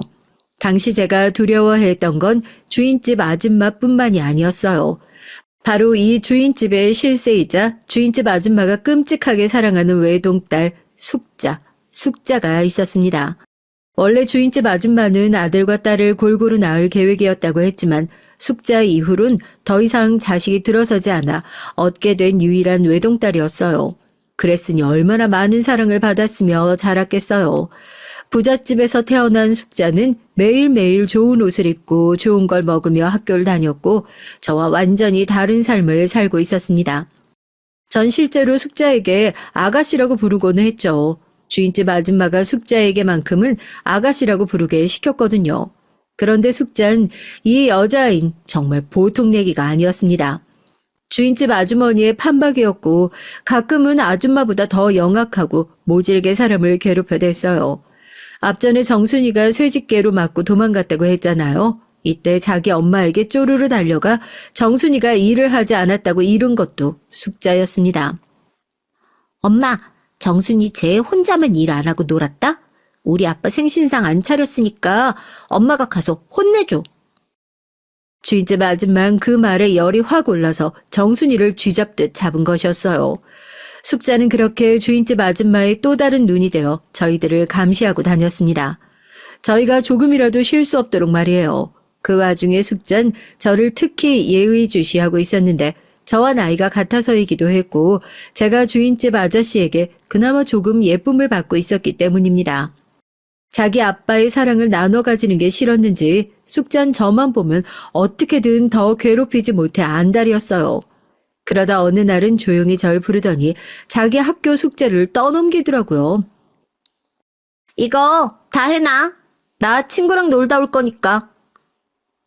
네? 이걸 어떻게 제가 해요? 전 공부라고는 모르는데. 아, 몰라. 네가 알아서 해. 모르면 거기 책 있잖아. 책 보고 하라고. 다행히 큰오빠에게 교육을 받아 글을 읽을 수는 있었지만 전 이미 어린 나이에 식모 들어와서 제대로 학교를 다니지도 못하는 아이였어요. 어떻게 제가 숙제를 할 수 있겠습니까? 하지만 이 또한 숙자에게 미움을 받을까 싶어 어떻게든 억지로 꾸역꾸역 숙제를 대신 해주기 시작했어요. 책을 보고 풀어보고 풀다 모르겠으면 또 책을 보고 그런 식으로 숙제를 대행을 했죠. 그 후로 숙자는 저에게 학교 숙제 같은 것들을 꾸준히 떠맡겼습니다. 전 일이 다 끝나고 남는 시간 쉬지도 못하고 숙자의 숙제를 대행해줬죠. 물론 숙자는 단 한 번도 제게 고맙다 하지 않았어요. 한여 주제에 머리는 좀 돌아가나 보다 하며 절 비웃기 일쑤였죠. 그러던 어느 날 사건이 벌어지고 말았는데요. 제가 숙제를 대신 해줬다는 걸 주인집 아줌마 아저씨가 알게 된 겁니다. 다른 건 몰라도 교육의 진심이었던 숙자네 아버진 숙자를 불러 크게 야단을 쳤고 저 역시 옆에 같이 무릎을 꿇고 앉아 혼이 났어요. 너 숙자 학교에 보내줬더니 뭐하고 돌아치는 거야? 내가 너 공부 안 하고 싸돌아다닐 때부터 알아봤다. 어디 할 짓이 없어서 네가 해야 할 숙제를 미주한테 시켜. 너 그 정도로 모자란 놈이야? 주인집 아저씨는 한 번 화가 나면 굉장히 무서워지는 성격이었기에 숙자는 그의 아무 말도 못하고 눈물만 뚝뚝 떨궜어요. 그땐 저도 덩달아 무서워서 벌벌 속으로 떨고 있었죠. 그런데 숙자가 그냥 잘못한 일에 대해 혼나고 넘어갔으면 될 것을 갑자기 뭐가 억울하고 분했는지 거짓말을 하는 겁니다. 자기가 숙제를 시킨 게 아니라 제가 숙제를 해주고 싶다고 졸라서 한마디로 제가 원해서 맡긴 것이라고요. 아빠 진짜예요. 난 숙제 내가 하려고 했는데 글쎄 미주가 얘가 괜히 자기도 공부하고 싶다면서 책을 뺏어갔다니까요. 책을 뺏어가는데 내가 어쩔 도리가 없잖아요. 아빠, 미주 얘 되게 욕심 많아요. 내가 학교 다니는 거 엄청 시샘하고 부러워했다니까요. 난 아무 잘못도 없다고요. 뭐? 이놈의 자식이 거짓말까지 하는 거야? 그래, 오냐 알았다. 미주, 너가 말해봐. 솔직하게 말해야 된다. 숙자의 눈치가 보이긴 했지만 전 사실대로 말했죠. 숙자가 시켰고 그걸 거절하면 안 좋은 일을 당하게 될까봐 어쩔 수 없이 한 거라고요. 여기서 거짓말을 해봤자 상황만 더 안 좋아질 게 뻔했거든요. 역시나 주인집 아저씨는 더 화가 나셔선 얼굴색이 완연히 달라지셨고 숙자를 학교에 더 이상 보내지 않겠다는 말까지 나오셨습니다. 내가 열심히 벌어 먹이고 살면 뭐하냐. 계집애가 공부도 안 하고 매일같이 놀러 다니게 바쁜데 됐다. 너 같은 애한텐 돈 들여 학교 보내줄 필요 없어. 숙자는 그 말에 엉엉 울며 잘못했다고 빌었지만 아저씨는 결정을 물을 기미를 안 보이셨어요. 주인집 아주머니와 숙자가 함께 며칠을 싹싹 빌어서 다시 학교로 가게 됐지만요. 그런데 문제는 여기서부터였습니다.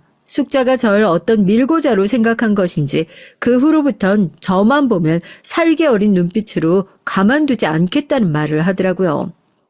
하녀 주제, 내 똥이나 치워도 모자랄려니? 감히 네가 그딴 말을 해서 날 곤란하게 해? 너 때문에 아빠한테 뺨까지 맞았잖아. 아니야, 숙자야. 난 정말 말한 적 없어.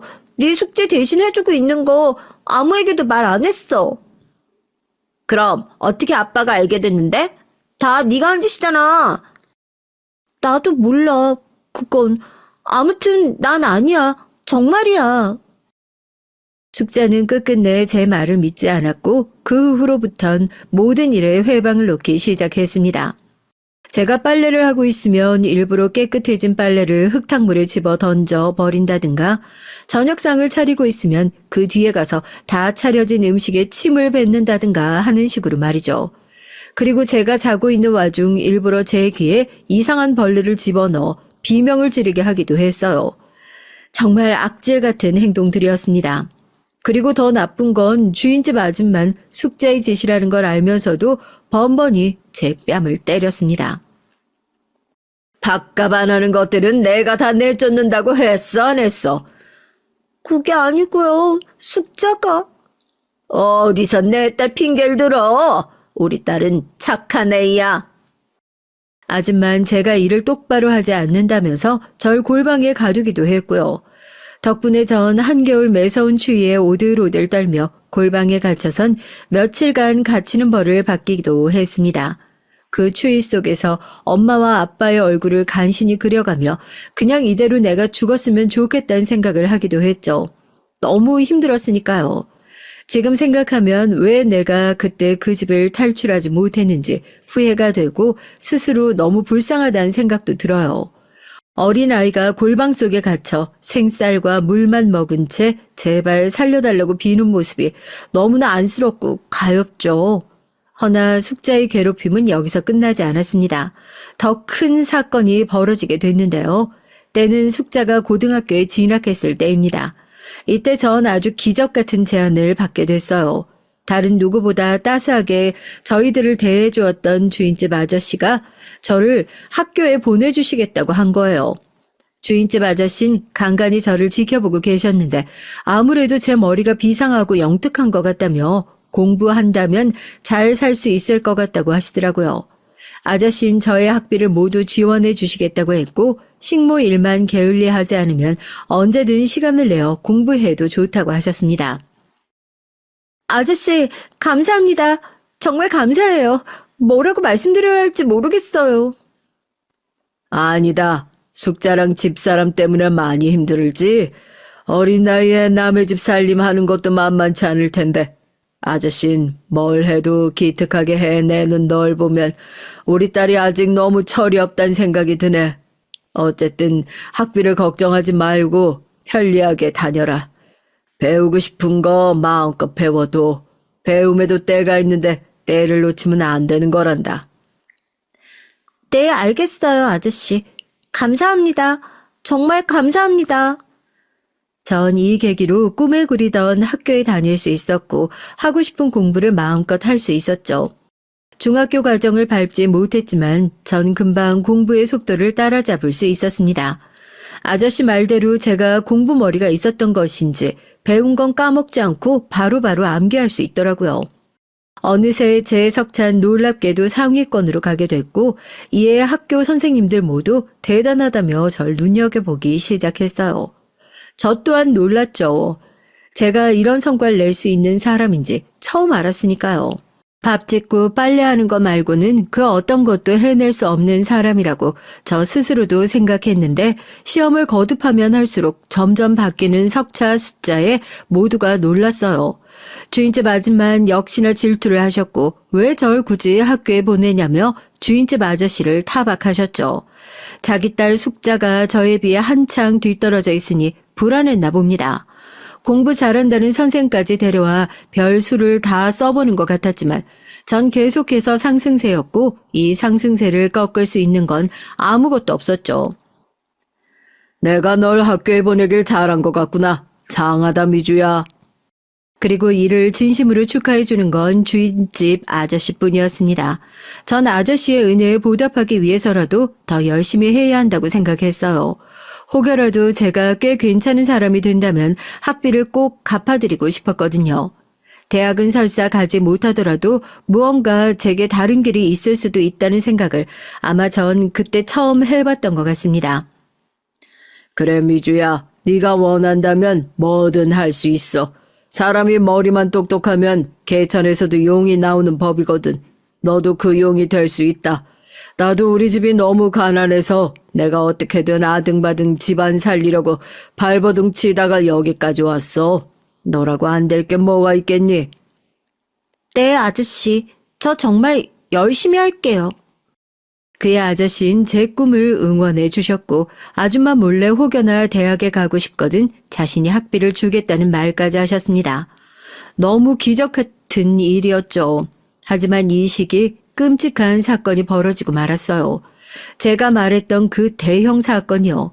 저는 이 사건을 계기로 얼굴에 커다란 흉터가 생겼고 성형외과에서 시술을 받기 전까진 평생 이 흉터를 안고 살아가야 했습니다. 어느 날 숙자가 갑자기 소리를 지르며 저를 깨우는 거예요. 오밤중이라 주위가 조용했는데 숙자의 목소리만 쩌렁쩌렁 울리더군요. 숙자는 다짜고짜 제게 자기 엄마의 다이아 반지를 가져갔냐면서 난리를 쳤어요. 할머니의 유품이자 엄마에게 가장 소중한 물건인데 이게 없어졌다면서 말입니다. 난 몰라, 숙자야. 왜 나한테 그러는 거야? 난 그게 있는지도 몰랐어. 거짓말하고 있네. 엄마, 얘 지금 거짓말하는 거야. 내가 다 봤어. 전에 네가 우리 엄마 다이아 반지 손가락에 껴보고 그랬잖아. 내가 모를 줄 알았어? 네가 그거 탐내고 있는 거? 정말이야? 숙자 네가 봤어? 예, 너 내 반지 가져갔니? 가져갔으면 돌은 내놔 얼른. 게다가 주인집 아줌마는 이미 뒤집어져 있었습니다. 이성을 모두 잃은 사람처럼 자기 엄마를 추억할 수 있는 유일한 물건이라며 당장 도로 내놓으라고 난리를 치더군요. 제가 아무리 아니라고 해도 소용이 없었어요. 주인집 아저씨가 나중에 깨선 무슨 일이냐고 하자 숙자와 주인집 아줌마는 이미 절 도둑으로 가리키고 있었습니다. 제가 놀라서 아니라고 더듬더듬 변명을 하자 아저씨는 절 믿어주시는 눈치였지만 제 물건들을 모두 뒤집어 봐야 한다는 주인집 아줌마 말엔 동의를 하셨죠. 그래, 알겠다. 미주야, 저기 우린 네가 안 가져갔다고 생각한다. 근데 저희 엄마가 하도 그러니까 일단 그럼 저기 네 방 한 번만 보마. 괜찮지? 당신도 미주 방에서 아무것도 나오지 않으면 사과해야 돼. 그깟 반지가 뭐라고 이런 호들갑을 떠는 거야? 전 떳떳했기에 다 뒤져보라고 절대 없다고 호언장담을 했죠. 그게 패착이고 실수라는 것도 예상하지 못하고요. 잠시 후 숙자가 제 서랍장 쪽을 열더니 하는 소리와 함께 제 엄마를 부르더라고요. 서랍장엔 제가 평소 쓰는 일기장 말고는 아무것도 없어요. 일기장이라고 해봤자 사실 굴러다니는 페이지들을 몇 개 주워 적은 것들이었고요. 이상했습니다. 엄마, 일기장 안에 껴있었어, 반지가. 숙자는 호들갑을 떨며 일기장 안에서 떨어지는 다이아몬드 반지를 들어보였죠. 순간 전 너무 놀라서 픽 주저앉을 뻔했고 곧바로 주인집 아줌마를 봤습니다. 주인집 아줌마는 그걸 보다가 제게로 시선을 돌리더니 손을 들어 제 뺨을 날렸어요. 너무 세게 맞은 탓에 전 거의 바닥에 닿을 듯 몸이 휘청였고 급기야 쓰러져 버렸습니다. 그 이후 주인집 아줌마는 예전 정순이에게 그랬던 것처럼 제게도 똑같이 발길질을 하셨고 더 심한 욕을 해댔어요. 그리고 주인집 딸인 숙자가 옆에서 열심히 그걸 거들었고요. 어디 개가 주인을 물어? 먹여주고 재워주고 월급까지 줬더니만 넌 은혜를 이런 식으로 갚냐? 어디 내 물건을 훔쳐가? 이게 나한테 어떤 반지인 줄 알고. 그러니까 엄마, 은혜도 모르는 개는 함부로 거두는 게 아닌데 우리가 실수했지 뭐. 얼른 제 짐 싸서 내보내자. 저런 건 두들겨 팰 가치도 없어. 주인집 아줌만 아저씨가 학교에 보내준 은혜도 모르고 이런 짓을 저질렀다고 괘씸하다면서 절 세게 짓밟고 주인집 아저씨도 여기엔 어떤 말을 덧붙이지 못하신 채 뒤돌아서 버렸습니다. 전 그냥 소, 돼지, 길 가는 개처럼 맞고 또 맞았어요. 나중에 너무 맞아 얼굴이 잔뜩 부어올랐고 피가 질질 흘렀는데 주인집 아줌만 그마저도 꼴 보기 싫다며 찬물을 가져다 제 얼굴에 뿌리더니 머리채를 잡아 절 대문 밖으로 내쫓으시더라고요. 절대 아니에요. 아줌마 아저씨, 저 절대 아니에요. 제가 왜 아줌마 반지를 훔쳤겠어요. 저 그런 거 탐나는 사람 아니에요. 어떻게든 제가 아니라고 저 역시 해명하고 싶었나 봐요. 다른 게 아니라 절 믿어주신 주인집 아저씨에게만큼은 떳떳하고 싶어서요.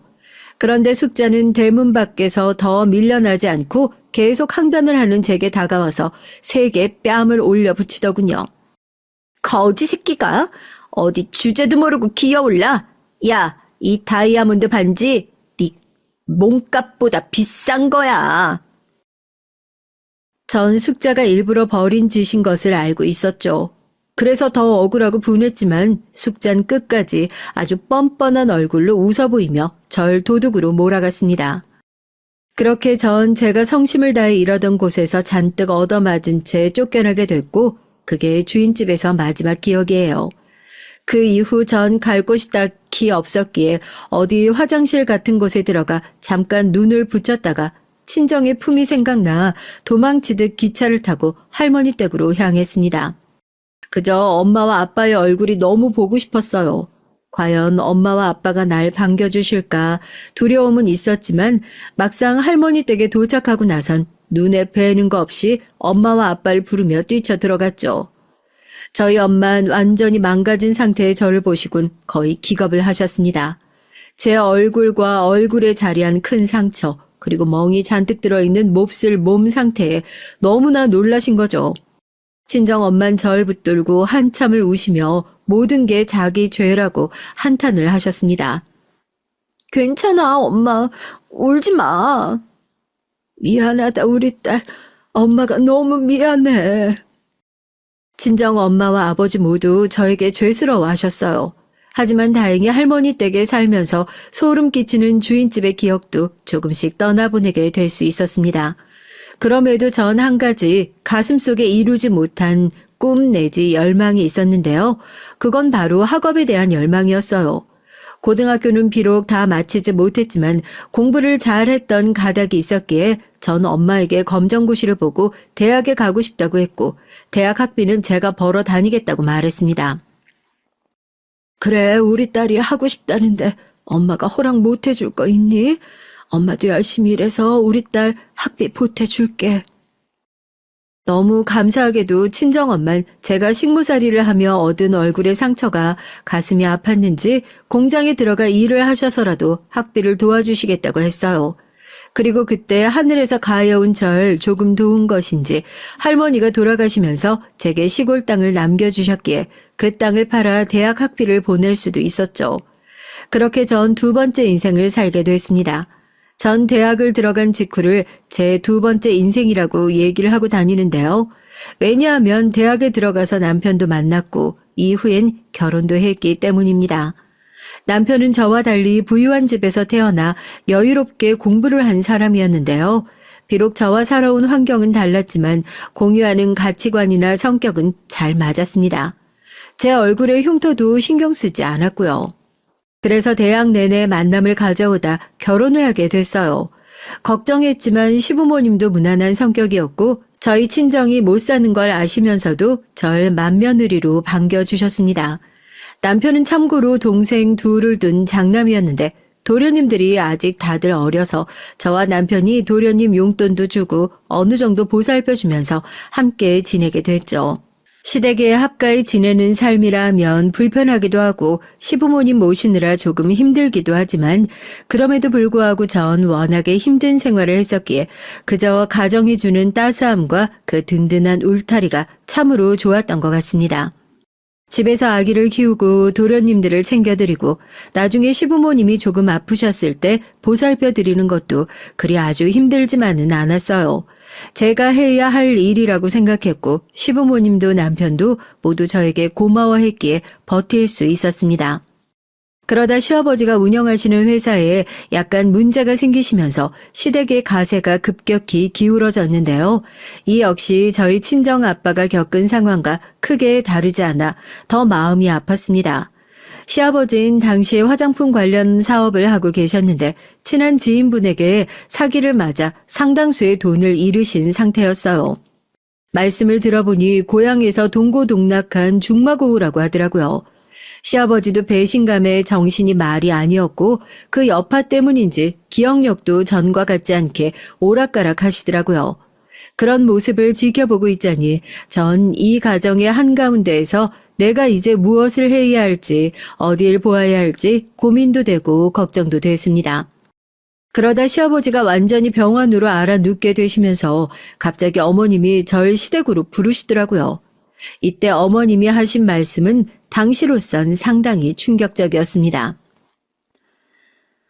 애기야, 네 아버님 하던 사업 말이다. 네가 물려받는 게 어떻겠니? 네? 아니, 남편도 아니고 제가요? 그래, 내 아들 내가 키워 잘 알지만 저놈은 사업할 배짱은 없는 녀석이다. 사업 머리도 그렇고 왜 옛말에 사업할 사람은 따로 있다고 하지 않니? 난 그게 왠지 너 같구나. 네가 옛날부터 네 시아버지한테 이것저것 사업적으로 조언해줬던 것들이 다 좋은 방향으로 먹히지 않았니? 이는 이제 일어날 기미가 보이지 않으니 나도 선택을 해야 돼. 난 네가 우리 집 가업을 이끌어줬으면 좋겠다. 하지만 어머님, 전 집에서 살림만 했던 여자고 제가 아버님께 드렸던 조언은 정말 작은 것들이라서요. 가업을 이어나간다는 게 좀 부담스러워요. 차라리 도련님이 하시면 몰라도요. 아이고, 네 도련님들이나 네 남편이나 다 똑같아. 내 배에서 나온 놈들인데 내가 모를까? 그러지 말고 네 감을 믿고 한번 해보는 게 어떻겠어? 거기에 시어머니인 시아버지께서도 후계자로 절 점찍어 놓고 계셨다며 덧붙이셨습니다. 전 얼떨떨했죠. 아무리 그래도 제가 갑자기 사업이라니 뛰어든다 해도 잘 해낼진 미지수였습니다. 한 번도 해본 적이 없었으니까요. 그래서 일단 남편한테 일을 털어놓고 상의를 해봤는데요. 기분 나빠할 줄 알았던 남편은 의외의 반응을 보였어요. 엄마가 그런 말씀을 하셨어? 그래, 나도 아버지가 당신을 점찍어두고 있을 줄 알았지. 내심 속으론 알고 있었는데 당신 부담스러울까봐 말은 안 했어. 그래, 난 찬성이야. 당신이 한다면 잘할 수 있을 거라고 생각해. 나도 열심히 옆에서 서포트 해줄게. 한번 해보자. 남편까지 찬성을 하고 도련님들도 적극적으로 제가 이끌어가야 한다고 하니 그야말로 얼떨떨했지만 이상하게 든든한 느낌도 들고 이렇게 나를 믿어주는데 한번 해볼까 하는 생각도 들었습니다. 저 혼자 하는 거라면 당연히 두렵고 무섭겠지만 뒤에서 남편과 도련님들이 열심히 도와준다고 하니까 해볼만 하다는 생각이 들었어요. 그래서 일단 아버님의 사업을 제가 물려받기로 하고 몇 년간 사업을 되살리기 위해 열심히 했습니다. 먼저 아버님의 오랜 지인분들을 제가 직접 찾아가 무릎을 꿇고 도움을 요청했어요. 무례한 부탁일 수 있지만 저희가 정말 어려워서 이렇게 신뢰를 무릅쓰고 찾아왔어요. 저희 아버님이 아프시면서 며느리인 제가 가업을 이어받게 됐거든요. 여기 있는 분들 모두 아버님과 절친한 친구분들이라 들었습니다.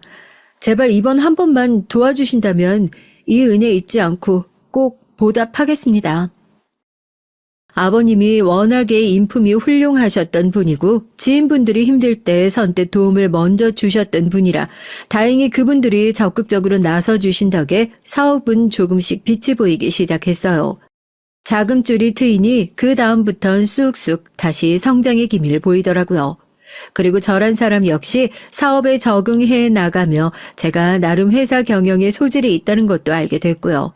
그때 전 아주 큰 결정을 내리게 됐죠. 지금 생각해보면 그때의 결정이 제 인생을 바꾸는 결정타가 아니었을까 싶습니다. 여보, 나 이제 새로운 사업에 도전해보고 싶어. 내가 생각하는 사업이 있는데 당신이 좀 도와줬으면 좋겠어. 어? 갑자기? 아니, 잘 자리 잡았는데 또 무슨 사업을? 남편은 당황스러워했지만 제 선택을 따라줬어요. 그렇게 아버님의 사업이 자리를 잡았을 때 그것을 도련님에게 잠시 넘기고 전 꽃배달 프랜차이즈 사업을 시작했습니다. 독학으로 꽃을 배웠고 5년 넘게 전국을 돌며 가맹점을 모집했어요. 읍면 단위까지 돌면서 잘하는 꽃집이 어디냐고 물어물어 가게들을 찾아가 주인들을 설득했습니다. 그래서 가맹점과 신뢰를 쌓아 안정된 사업 기반을 마련해 나가기 시작했죠. 남편과 함께 상품들을 꾸준히 개발하는 것도 소홀히 하지 않았고요. 다양한 아이디어 상품들을 개발해 나가면서 천천히 사업이 잘 되어가고 있다는 느낌을 받았어요. 그리고 드디어 사업이 어느 정도 정점에 찍혔을 때 마음 깊은 곳에서부터 벅참이 차올랐습니다. 시댁으로부터 남편으로부터 정말 뜻깊은 축하의 박수를 받을 수 있었거든요. 여보, 생각해보면 다 당신 덕분이야. 당신이 애써준 덕분에 우리 어머니도 내 동생들도 모두 편안하게 살 수 있었어. 당신이 수고해주지 않았다면 솔직히 우리 다 길바닥에 나앉을 수도 있는데 정말 고마워 여보. 내가 당신을 만난 건 정말 천운이다, 천운. 제 생일날 도란도란 시댁 식구들과 모여 밥을 함께 하는데 갑자기 도련님들과 남편이 미리 준비한 케이크를 꺼내놓으며 저런 말을 하더라고요. 마음 한켠이 정말 찡했습니다. 이 순간이 제 인생의 가장 큰 전성기나 다름없었죠. 그런데 이때 바로 그 아이가 제 인생에 다시 끼어든 거예요. 동창회에서 말입니다. 그 당시도 연말이라 여기저기 모임 약속이 잡혀 있었는데 고등학교 동창회에서 갑자기 연락이 왔더라고요. 사실상 전 고등학교를 다니다 그만두었기에 동창회에서 연락 올 일이 없는데 그 당시 저를 좋게 기억해주는 친구들이 아름아름 제 소식을 물어 저에게까지 연락을 해온 거였어요. 미주야, 나 혜원이야. 기억나나? 아유, 우리 도시락도 같이 나눠 먹고 그랬었잖아. 네가 내 수학 문제도 알려주고 다름 아니고 너 어떻게 사는지 궁금해서 친구들한테 물어보니까 네 소식 알려주더라고. 동창회에 한번 나오지 않을래? 아, 얼굴 보고 회포도 한번 풀고 싶다. 저에게 연락 온 친구 혜원이는 시간이 아주 많이 흘렀지만 어렴풋이 기억에 났어요. 코가 동글동글하고 눈이 작은 친구였죠. 문자를 받자마자 전 무엇보다 반가운 마음이 들어 가슴이 뭉클해졌습니다. 친구들이 아직도 날 기억해준다는 것이 너무 고맙고 기쁘더라고요. 그래서 알겠다고 곧바로 수락하고 동창회에 갈 날을 기다렸어요. 그리고 속으로 혹시 마주치게 될 숙제에 대해서도 염두에 뒀습니다. 만약 마주친다면 어떻게 변해 있을지, 어떤 얼굴일지도 무척 궁금했고요. 전 이날 남편과 함께 가고 싶었지만 남편이 바빠서 참석하지 못했고 저 혼자 가게 됐는데요.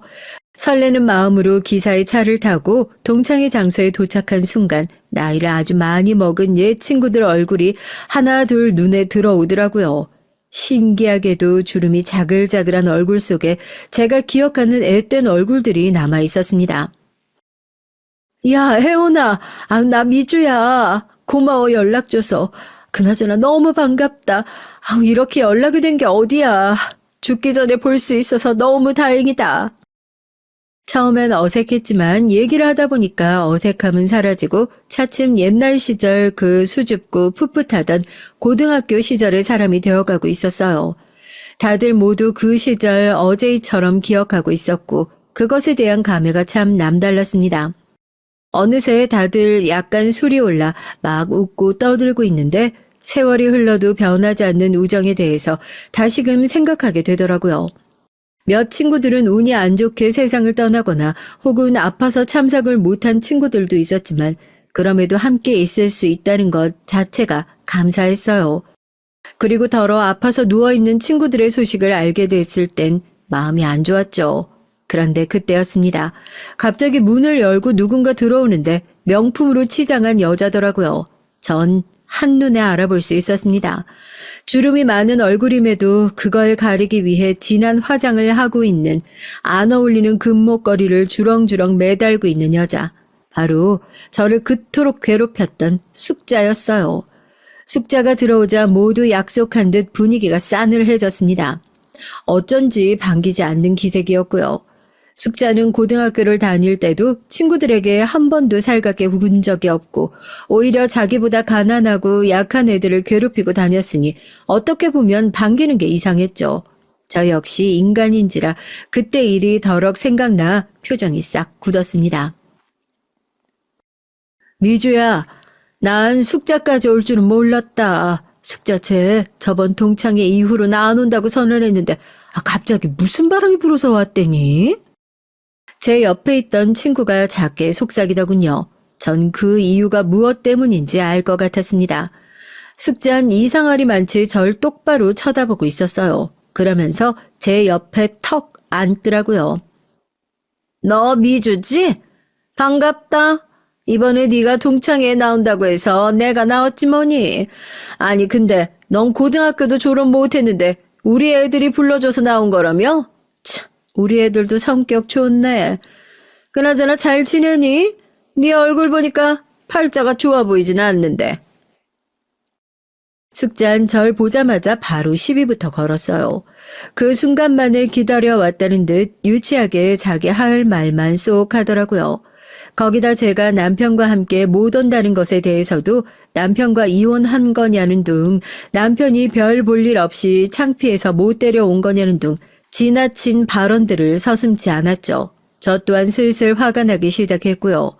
어린 시절 제게 했던 못된 짓은 싹 잊은 채로 숙자가 절 아직도 자기 집 식모로 보고 있다는 생각이 들더라고요. 내 남편은 바빠서 같이 못 왔어, 사업차. 그리고 동창회 분위기 흐리지 말고 그냥 밥이나 먹다가 가. 괜히 시비 걸지 말고 뭐 하는 짓이니? 애들도 다 불편해하잖아. 어머, 너 말 웃기게 한다. 내가 언제 시비를 걸었다 그래? 아니, 그나저나 너 요즘 어떻게 살고 있니? 나 네 소식 되게 궁금했거든. 뭐 어디 식당 같은 데서 일하니? 뭐? 아니 너 옛날에 우리 집 일 되게 잘해줬잖아. 네가 어린데도 요리 솜씨는 좋았는데 그거 잘 살려서 식당이나 하고 있으면 좋겠다 싶었는데 말이야. 그러면서 숙잔 슬그머니 제가 식모였을 적의 얘기를 꺼냈습니다. 순식간에 제 표정도 서늘해졌고요. 어린 시절 손이 베일 만큼 찬 얼음물에 동동거리며 빨래를 하고 밥을 했던 아픈 기억이 떠오르더라고요. 그리고 늘 그것을 우습다는 듯 조소하며 바라봤던 숙자도 함께 말이죠. 저와 숙자 사이의 분위기가 이상해지자 아무렇지도 않게 웃고 떠들던 아이들은 슬슬 저희 쪽으로 시선이 쏠렸습니다. 고등학교 때 아이들은 제가 숙자네 집 식모였다는 사실을 알고 있었지만 모른 척 해주고 있었거든요. 그런데 숙자가 와서 자기 입으로 그것도 일부러 떠들어 제끼고 있으니 저를 불렀던 친구 한 명이 숙자에게 그만하라고 따끔하게 한마디 하더군요. 숙자야, 너 왜 동창회 날까지 미주 괴롭히고 그러니? 고등학교 때 그만큼 괴롭혔으면 됐지. 네가 일부러 미주 도시락 못 먹게 하려고 엎어버리고 칼로 옷 찢어버리고 그랬던 거 우리가 모를 줄 알아? 다 알고 있어. 그러니까 그만 자숙해. 친구가 대신 나서 그렇게 말해주자 고마웠습니다. 근데 숙자는 정말 뻔뻔하더라고요. 어린 시절 그 영악하고 싸가지 없던 성격을 한치도 바꾸지 않고 그럴 생각도 없이 그대로 가지고 살아온 것 같았어요. 내가 언제 그랬어, 얘.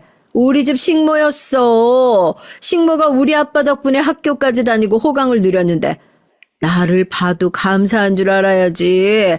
얘 그때나 지금이나 나한테 고맙다는 말 한마디를 안 하잖아.